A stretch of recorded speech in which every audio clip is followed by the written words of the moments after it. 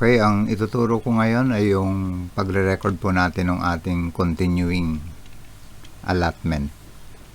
Di ba, kung meron tayong balance last year, 2025, kung may balance po tayo ng MOE dun sa current GAA natin ng 2025, valid po siya maging continuing ngayong 2026. Kaya dito sa video na to, ituturo ko kung paano po natin i-record yung allotment natin ng MOE. Example ko yung siguro yung junior high school MOE. Okay, in-open ko na yung BMS.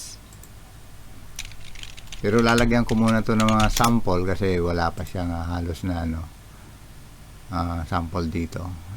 Andito tayo sa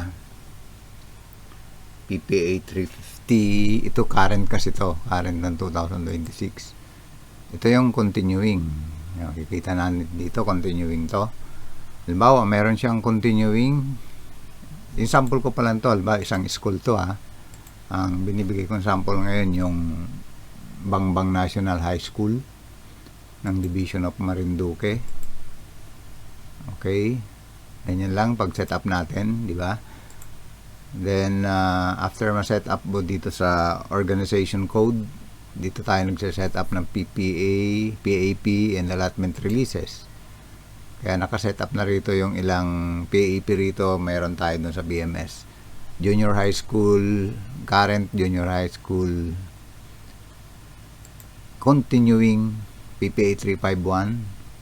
Then meron para sa junior high school RLEP automatic at meron senior high school current sa MOE. And dito tayo sa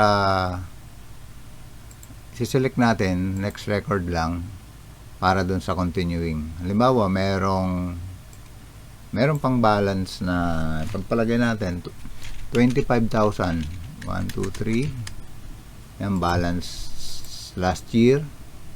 Okay na, GAAW, balance. Lagay lang natin dito, unobligated allotment.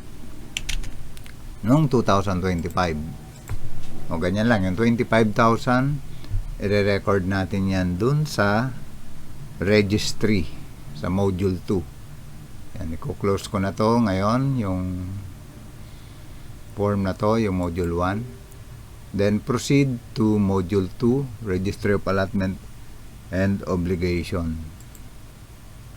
Yun, saan ba tayo pupunta rito pag continuing yung i-record natin na allotment? Kahit saan kayo pumunta dito,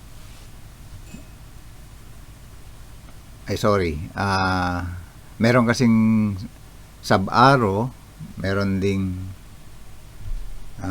GAA, GAAW last year. Yung example ko pala ngayon GAAW, kaya dito tayo sa GAAW. Yan, nagaganito. By the way, balikan ko pala rito, baka malito kayo rito. Balikan ko yung record dito na 351 para malinaw. Dito, GAAW to ng 2025, pero continuing ngayon 2026. Yung dito sa document type, ang sinelect ko rito yung continuing. Huwag nyo isi-select yung GAAW, pang current lang tong GAAW at saka GARO. Ito yung isi-select ninyo, kaya yan yung naka-select dyan. Yan, para malinaw lang. Kasi pag mali yung selected item dito, document type, mayroon siyang effect doon sa posting, doon sa module 2. Malalagay siya doon sa authorized appropriation. Sa case ng continuing, dapat nandun po siya sa adjustment appropriation. Okay? Pero nandun siya sa allotment receive column. Close ko na. Balik tayo sa module 2 dito. Pag GAAW, dito tayo sa GAAW. Yan, ganyan. Wala pa akong record dito sa BMS na to, kaya kiklik natin yung first transaction. Ito na yung transaction type. Siselect lang na allotment. Yung nakalagay previous year's unobligated allotment. Yan yung ating case ngayon. Then ilagay lang natin January 1 or January 5, okay lang, basta captured niya January. Bangbang National High School. Then sa source, Gaaw lang siya. Napansin nyo rito, wala nang year. Generic na lang tayo. Gaaw ng 2025 yung ibig sabihin dyan. Tapos yung amount, 25,000. Yan, ito ay balance of FY 2025. Gaaw. Yan. Or sabihin natin, unobligated allotment. Bahala na kayo dyan dito sa particulars. Nilalagay ko lang na ganyan para malinaw. Pag binasa po natin, alam natin kung ano yung particulars or purpose. Then dito sa fund source, siselect natin yung PPA 351 kasi continuing yon. PPA 351. May guide naman tayo rito, current, continuing, current, yan. PPA 351. Then dito sa release niya, hanapin natin yung 351. Ito, nag-iisa lang naman. FY 25 Gaaw. Tapos naglagay ako ng purpose, diba doon sa module 1? Unobligated allotment. Yan, nakikita natin yung purpose. Guided tayo ng mga items na nakikita natin dito. Kaya ito yung kikil ko, unobligated allotment. Then sa object code, syempre kung ano po yung object code na yan na merong natira sa inyo last year. Makikita po natin yan dun sa FAR1A kung anong object ba yon. Isiselect lang po natin kung anong object yon. Halimbawa, meron kang natira sa office supplies. Halimbawa, natira sa office supplies, meron kang 15,000. Click mo na yung edit. Yan, 15,000. 1, 2, 3. Tapos responsibility center, school lang. Yan, okay na yan. 15,000. Nandito tayo sa allotment received pag continuing. Then meron pa tayong 10,000. I-copy lang natin to. Control C, Control V. Then meron pang ibang object. Halimbawa, meron kang natira pang electricity. Example lang to ha. Bawa, meron kang natirang 5,000. 1, 2, 3. Okay, meron pa tayong 5,000. Select natin. 351. 351. Then, ano pa yung object natin? Halimbawa, meron tayong natira sa internet subscription. Kung may object po tayo na ganyan. May natira tayong 5,000. 1, 2, 3. 5,000 ulit. Tama. School. Okay. Nabuo na natin yung 25,000 na continuing. Yan. Ganyan lang yung recording natin ng continuing last year. Yung makikita na yan sa reports natin. Pag nag-generate tayo ng reports dito, i-check po natin kung nakikita yung continuing.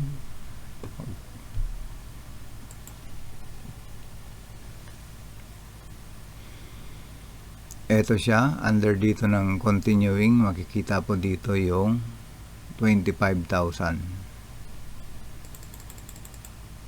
Yan, Bangbang National High School, Division of Marinduque, Region Mimaropa. Dito tayo sa continuing, makikita po sa continuing, nandito sa adjusted APRO yung amount niya. Dapat hindi po makikita sa authorized APRO. Ang nakikita lang dito yung current GAA natin at yung GARO.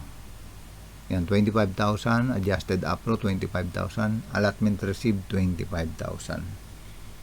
Then unobligated 25,000 sa junior high school. Okay?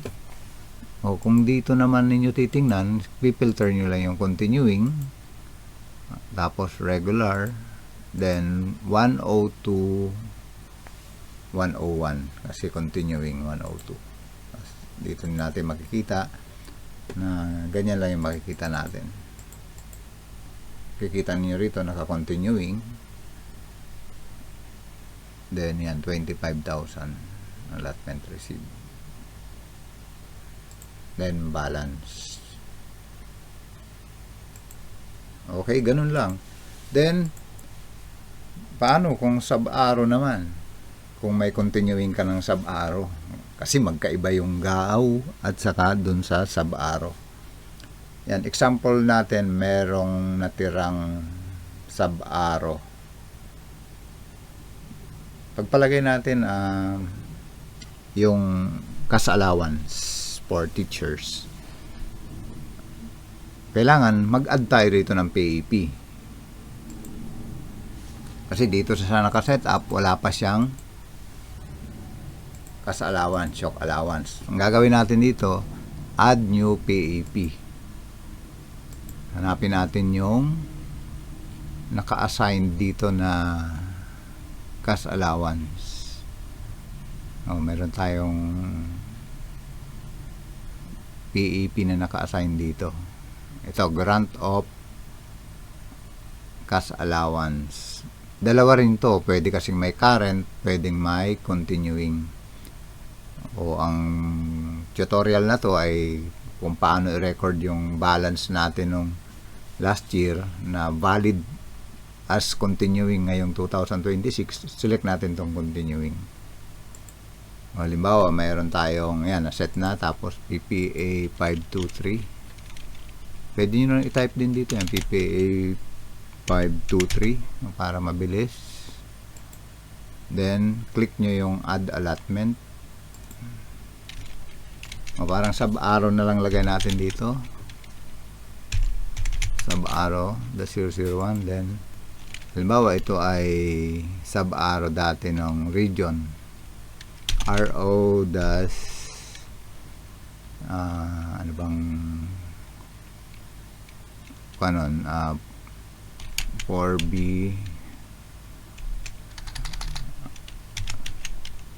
dash halimbawa May dash 2025.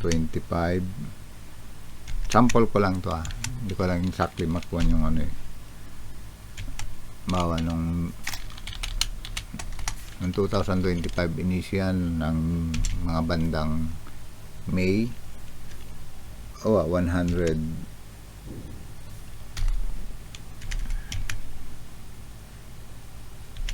yan, 100 yung number niya, dated halimbawa May 25, 2025. May balance pa tayo na pagpalagay mo, meron ka pang 3,000 or 7,000, may balance pa talaga. Lagay lang natin ngayon 2026, tapos dito yung 2025 GAA i-select natin, then sub-arrow yan, continuing. Lagay lang natin balance of sub-arrow, ganyan, cash allowance, yan, unobligated allotment. Magiging continuing siya. Yan, okay na. Ngayon, yung 7,000 na yan, i-forward natin yan dun sa module 2. I-record natin. Close natin. Proceed to module 2. Dito tayo sa sub-arrow. Ito, nakalagay dito, sub-arrow. Transfer from CORODO or unobligated allotment forwarded as continuing. Click na dito. Ang isi-select po natin dito, may dalawang button tayong choices. Pag dito, ito yung current, yung this year lang mai-issue na sub-arrow. Ito, date of issuance, yung previous year. Ito na yung nandun na sa inyo yung sub-arrow last year, tapos hindi nyo naubos yung amount nun. Mayroon kayong magre-reflect na balance. Dito natin i-record para may forward. Click lang tong button na to, then click add new record. Then select allotment din siya, parehas din siya ng GAO. January 1, 2026, Bangbang National High School. Then select mo lang sub-arrow to. Tapos amount 7,000. Lagyan mo lang dito balance of cash allowance 2025 cash allowance unobligated or unobligated, bahala na kayo maglagay dito. Dito sa fund source, lagay natin yung cash allowance continuing. Yan, nakalagay na siya. Makikita natin. Cash allowance. Then, hanapin natin yung choke allowance dito. Balance. Yan. Sub-arrow 1. Then, hanapin natin yung object na choke allowance. Yung pa rin yung ginagamit natin, choke allowance. Then, amount 7,000. 1, 2, 3. School. Okay. Okay na yan. O, pag tinignan na natin sa reports, punta tayo sa reports. Generational reports. Dapat dalawa na yung makikita natin continuing. Yan, dito tayo para ma-filter natin yung continuing. Regular or agency specific. Then 102, 101 agency specific na continuing. Ito yung current 101, 101, 102, 101 continuing. Then click natin yung FAR 1. Yan, diba? Kita na natin. Dalawa na yung ating continuing. Meron tayong junior high school na 25,000. Meron din tayong cash allowance na 7,000. Diba? Malinaw. Tapos tingnan natin sa by object dito sa FAR 1A by PAP. Para nakikita natin ang buo. Ayan, nakikita natin yung breakdown ng by object. May yung junior high school, office supplies, electricity, internet subscription na 25,000 yung total. At yung grant of cash allowance, meron tayong choke allowance na 7,000. Forwarded siya as continuing.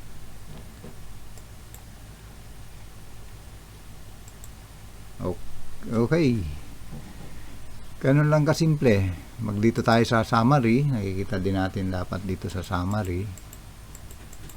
Meron tayong continuing na 32,000. Yung summary natin. Continuing appropriation. Okay. Ganun lang po yung recording natin ng unobligated allotment last year na valid for continuing ngayong 2026. Mapag-aaw man yan yung or yung sub-allotment. Ganon din sa SARO, kung meron kayong SARO last year na MOE in capital outlay, ganon din yung recording natin. I-select lang natin yung particular button assigned for that document release. Okay, maraming salamat po.